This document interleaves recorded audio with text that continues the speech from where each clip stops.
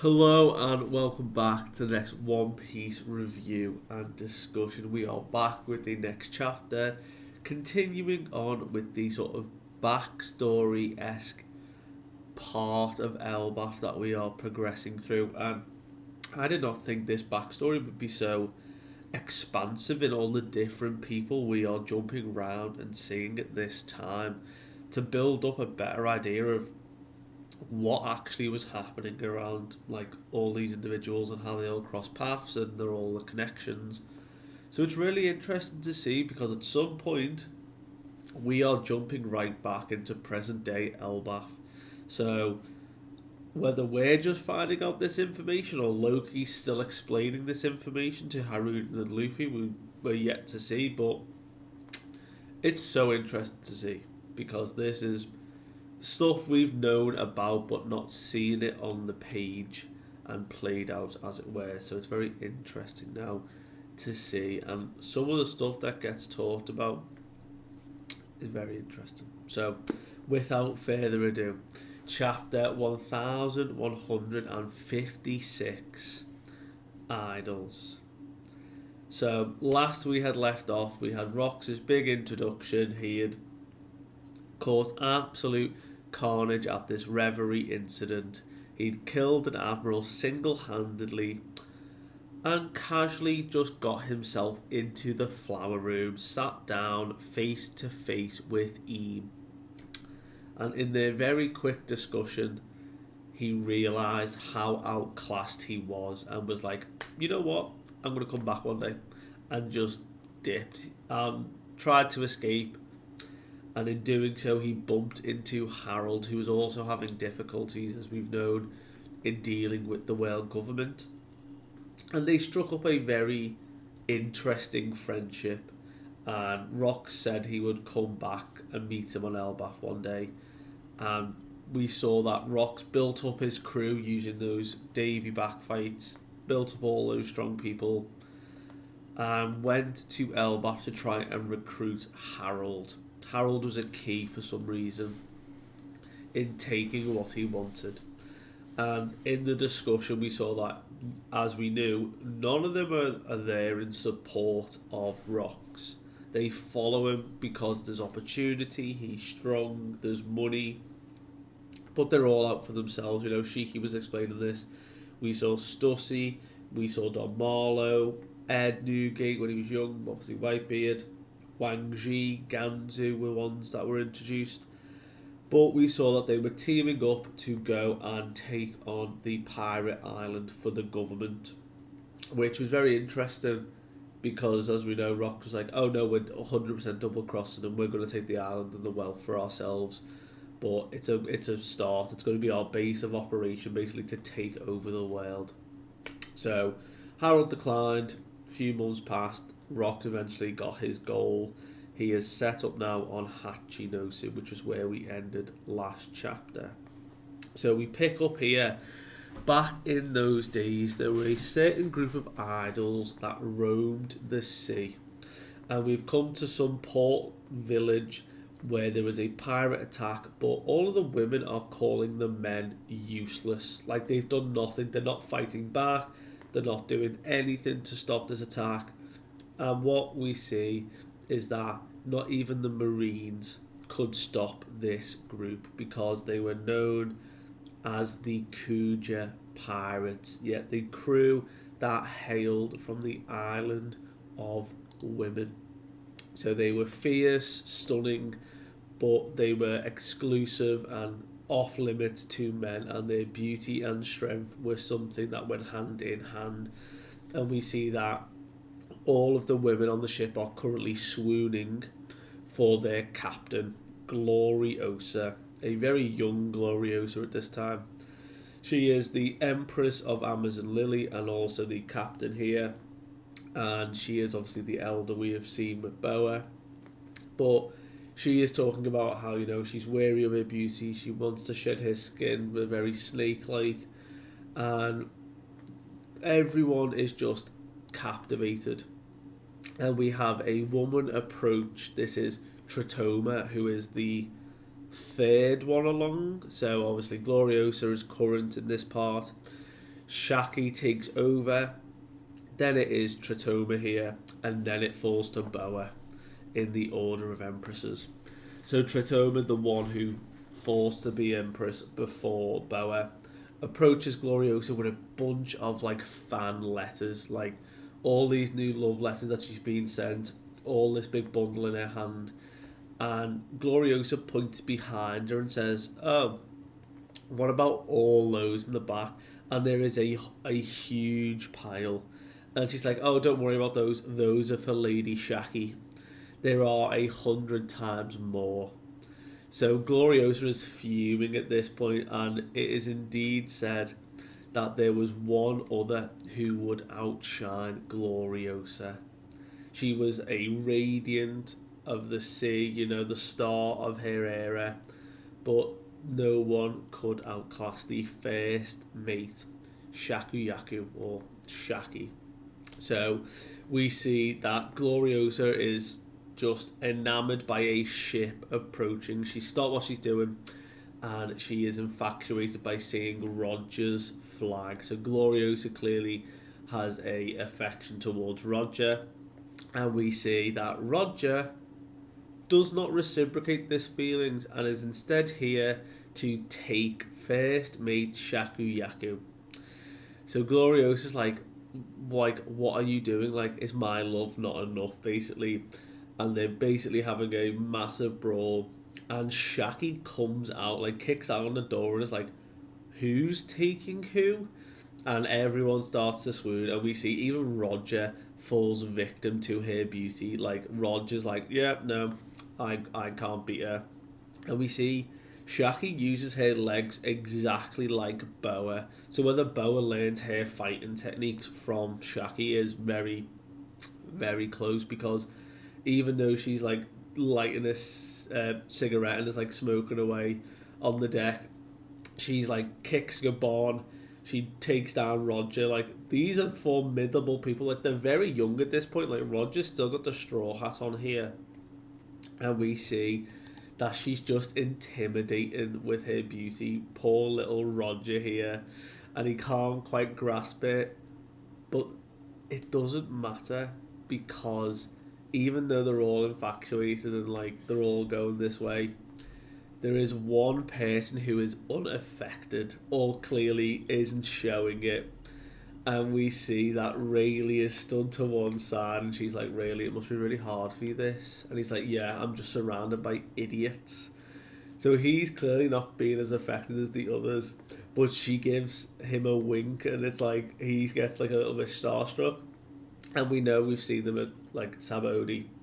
Those two clearly have a little thing, so it looks like Shaki probably got her love sickness for Rayleigh. So even though she can use her beauty and intimidate all these men and pirates, she's clearly got eyes for Rayleigh, which I think is boss. But in this moment, the Navy have appeared, and they're all getting ready to just disperse, set sail, run away. And then Roger gets told it's Garp's ship, and he's like, "Wait, hold up, what did you say? Right, change your plan, boys. We're gonna crush him."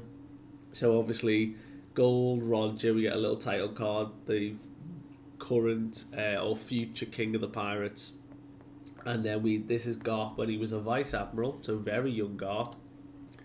They clash. We see a beautiful little double page spread of two conqueror punchers going at each other, and it was like, you know, Roger, Garp, Rox were all like young and high spirited, full of like the passion of youth, but these would become the people of legend for this era. And we can see that the Kuja pirates are also like a part of this. And you know, the height of its popularity, you know, no one could, you know, get away from even like these pirates being mentioned. Like, they were everywhere. But we see that there is a high price to pay from being an idol, and you know, stalkers and you know, all these people that were just infatuated by their beauty would constantly like hound and chase them down and try and like take one of them captive. So unfortunately, soon after this encounter, Shaki then became the empress, because Gloriosa developed the love sickness for what we assumed was Roger. So Shaki took over and her popularity grew even more to an unimaginable height. So we leave the Kujas there in that sort of part, and we jump back over to Elbaf, where we're back in Ida's tavern, and it has appeared Loki has tried escaping once more, this time on a ship. And we see the most quintessential, like, old man ship captain that has been portrayed in all of media, like, ever. It is a dude in, like, a trench coat, striped jumper, white beard, like, hat on. Very, very old man ship captain-esque. He has saved Loki because he capsized again trying to set sail. Harold is thanking him, saying, like, sorry for the inconvenience. Ida's there being like, you should have looked after Loki. Like, you shouldn't feel bad for saving him because he was, like, still around, like, the Loki curse. But we see Ida's got a very motherly affection towards Loki. And Loki's not having it. He calls her like a gold digger. Like, she's just trying to get back into the castle. And, Harold says, that's unacceptable, apologise. But Ida's just, like, being dead sweet with him. And it's not a side that Loki's ever, seen from someone before. But he is, like, way past the point of care. And now he's, like, he's inspired by rocks. Everyone here is so weak. I'm so done. I want to be free like rocks. And every time rocks came to Elbaf, over the several visits, he would try and be recruited. He'd lose to rocks, and like he'd never be able to join the crew.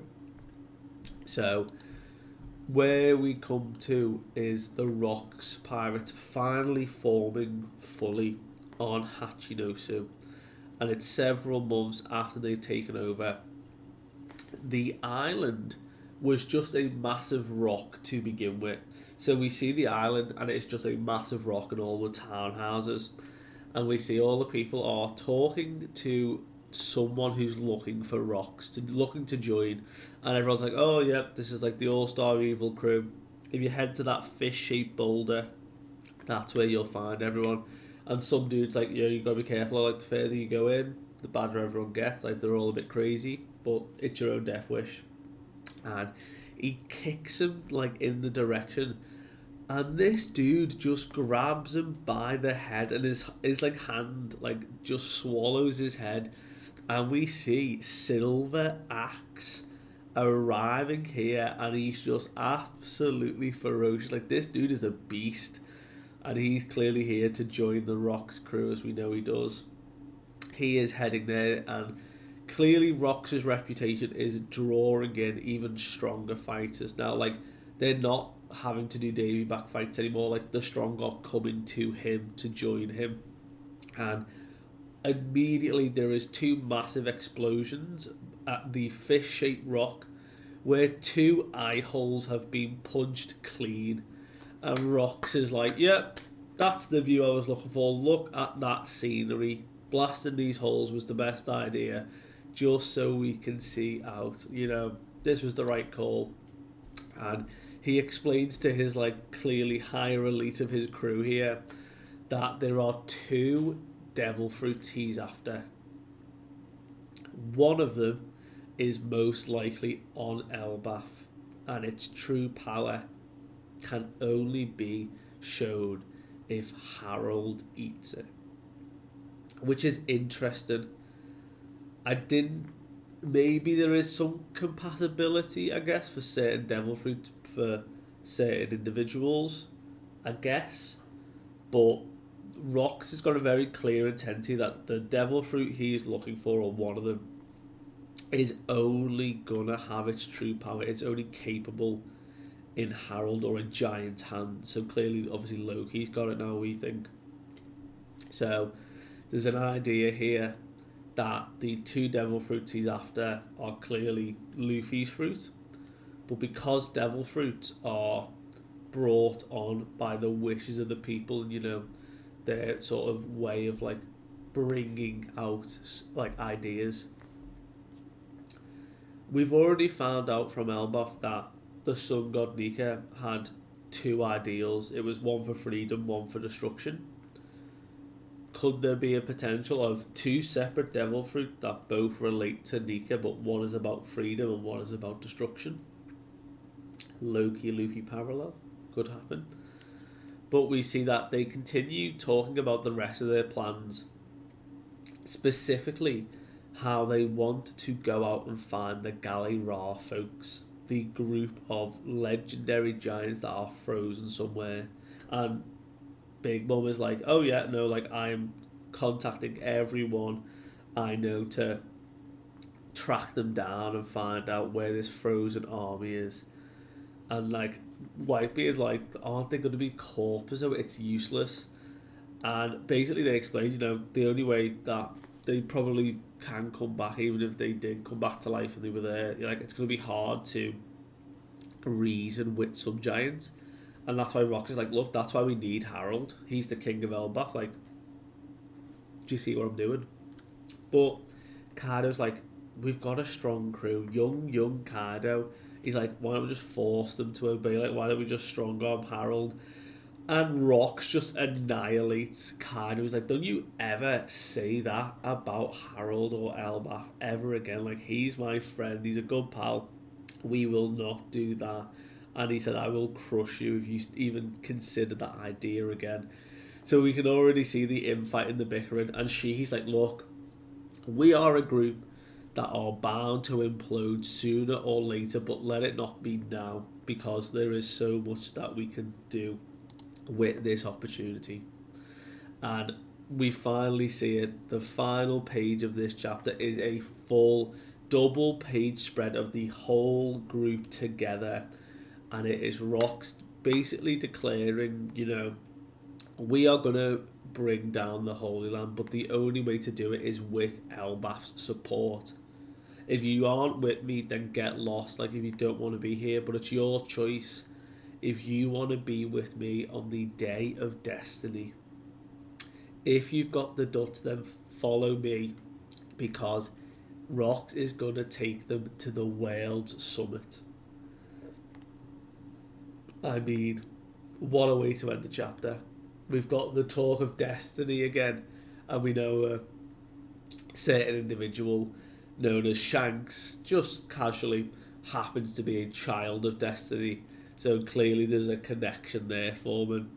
But Rox is trying to form a just absolute powerhouse of a crew to take on Marie-Joie, the Holy Land.